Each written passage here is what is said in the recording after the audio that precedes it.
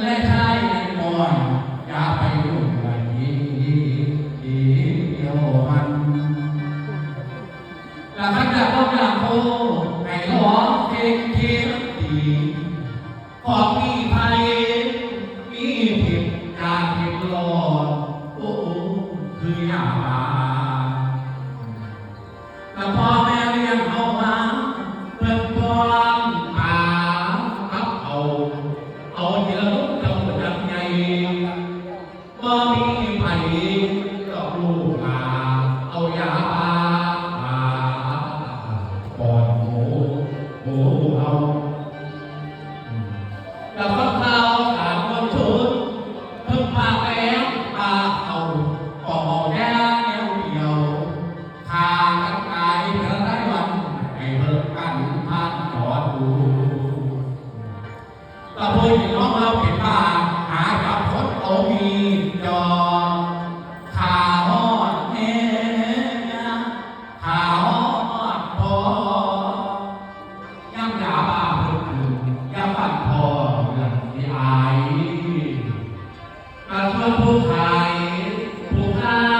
แม่งเกิดรวยเงินล้านเพื่อหลังดวงบ่อยนันมีเงินผูกเงินผ่ามือเป็นลึกแสนล้านขี่รถถึงออกจากบ้านเสียงปืนโป่งกับแม่งตายตำรวจออกมาฟังเห็นว่าเป็นน้ำยาบ้าพากันตายที่ร้านเดินทั้งบ้านเขาบ้านอื่นทั้งภาคเหนือภาคใต้ได้ยินเลยเอาเขากระทรวงหมอพ่อกับแม่ผู้เป็นห่วงลูกเอาที่เลี้ยงครัวทั้งตัวกระทุกหาเงินกับพ่อแม่เราเป็นเมื่อยกายกับคนใดแล้วก็ลูกเต็มที่ย่างลูกติดยาบ้านอนหลับตาว่าเป็นด้วยแล้วมีลูกนี้ลูกชายพ่อติดยา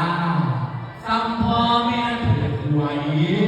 ได้รับวันเด็กไทยที่มันลานกับพ่อปานแล้วพัดพ่อไปทำงานพ่อไปเรียนหนังสือกายนอนกินเอาอยู่เงินเอาพ่อแม่เจ้ากับพ่อว่าอยากให้คุณเขาได้ทานว่าลูกหนีออกจากบ้านไปกินมาขาดเจ้าของแล้วเขาเป็นคนนวดกินเขา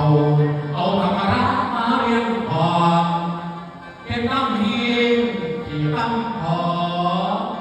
วันพักนี่เจ้าดาเลี้ยวเที่ยวไปเข้าแต่ป่าน้ำกับเป็นวันทักเส้นเขาเจ้าอยากบวชน้ำโขงอยากไปเที่ยวทางอกป่าโลกมันเสียหายและเกิดกินคายไม่รุ่นหลังถูกเกิดไปอยากไป